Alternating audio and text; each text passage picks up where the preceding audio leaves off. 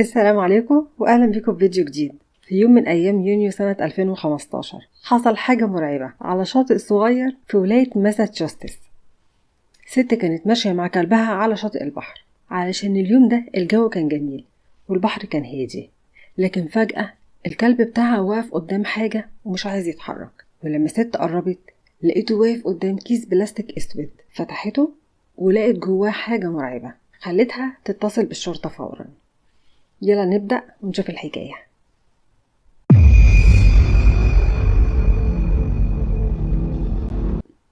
القصة بتبدأ لما جاب بلاغ للشرطة إنهم لقوا على شاطئ البحر جثة طفلة محطوطة في كيس بلاستيك لونه أسود.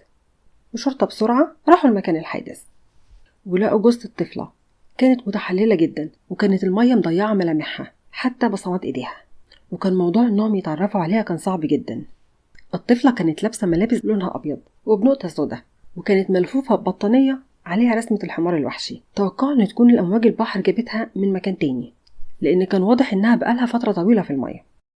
وعملوا تشريح للجثة، ما كانش فيه عليها أي إصابات واضحة ولا كان فيه أثر لأي سموم في جسمها، وسنها ما بين 3 سنين و5 سنين، وكان طولها تقريبا 100 سنتي.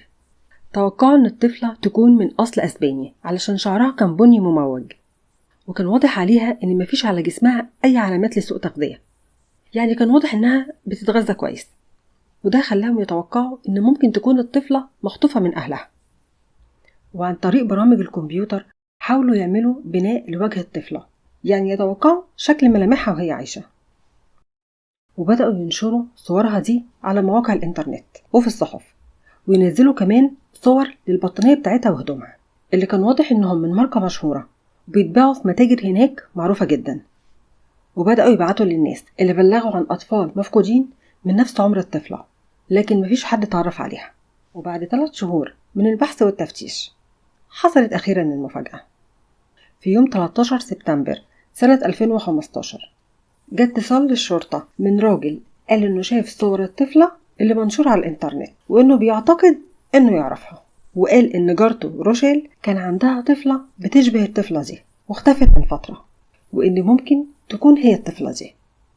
وبسرعة الشرطة تابعت الموضوع وراحوا للمكان اللي قال عليه، واتضح إن الطفلة دي اسمها بيلا نيفيا أماروسو بوند، مولودة يوم 6 أغسطس 2012، يعني كان عندها 3 سنين ساعة الوفاة، وإنها عايشة في البيت ده مع أمها روشيل وصديقها مايكل.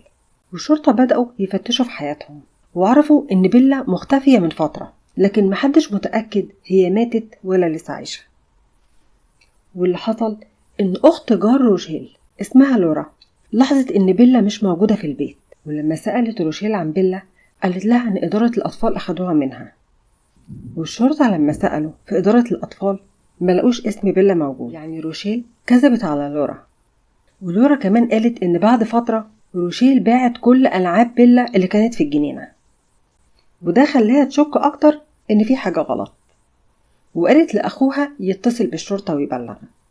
ويوم 17 سبتمبر 2015 الشرطة جابت أمر تفتيش لبيت روشيل وفتشوا البيت كله، لكن ما كانش فيه أي دليل، والشك كان في روشيل وصديقها مايكل، هما اللي كانوا ورا اختفاء بيلا. والتحقيقات كشفت إن روشيل كان عندها تاريخ من الإدمان، كانت مدمنة هيروين، وفي نوفمبر 2011 وهي حامل في بيلا كانت بتدور على طرق غير قانونية علشان تجيب منها مخدرات، وفي الوقت ده كان عندها طفلين، وده خلى إدارة الأطفال تتدخل أكتر من مرة وأخدوا منها الطفلين بسبب إهمالها. وأبو بيلا الحقيقي اسمه جو أمارسو، وهو كمان كان مدمن هيروين وبعد عن روشيل واختفى قبل ولادة بيلا، يعني ما شافش بيلا خالص. وروشيل عشان تاخد منها طفلين فكانت مصرة انها تحافظ على بيلا معاها علشان ما ياخدوهاش منها هي كمان. وعرفوا ان في يناير سنة 2015 بدأت روشيل علاقتها مع مايكل. في البداية علاقتهم كانت طبيعية وكان متقبل وجود بيلا، لكن مع الوقت بدأ مايكل يظهر عليه سلوك غريب قوي في التعامل معهم، وكان بيعاملها معاملة سيئة، وحصل مشاكل كتير بينه وبين روشيل بسببها، لأن روشيل كانت حاسة إن دي آخر فرصة ليها إنها تكون أم بسبب ولادها اللي أخدوهم إدارة الأطفال، فكانت عايزة تحافظ على بيلا معاها بأي شكل ومش عايزة تهمل فيها، فكانت بتعمل مشاكل مع مايكل كتير بسبب معاملته السيئة لبيلا. ولما حققوا مع روشيل ومايكل كان كلامهم واحد، إن إدارة الأطفال هي اللي أخدت بيلا.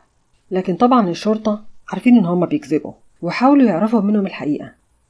ولما طلع التقرير الطبي قال إن وفاة بيلا كانت بسبب صدمة قوية في البطن اللي ممكن تكون اتسببت لها في اختناق أو سكتة قلبية، ومفيش أي إصابة واضحة على الجثة. لكن التقرير الطبي كان واضح إن بيلا اتعرضت لعنف جامد قوي. مايكل أنكر معرفته بأي حاجة وحاول يرمي اللوم على روشيل ويقول إنها أم مهملة، وأمروا بدفن الجثة يوم 7 نوفمبر سنة 2015، والقبر كان مكتوب عليه اسمها وتاريخ اكتشاف الجثة. والتحقيقات كشفت إن روشيل كانت بتساعد مايكل في التخلص من الجثة، لكن روشيل أصرت على براءتها وقالت إن مايكل هو اللي عمل كده في بنتها بيلا، وأجبرها على مساعدته في التخلص من الجثة واضطرت تساعده تحت ضغط منه.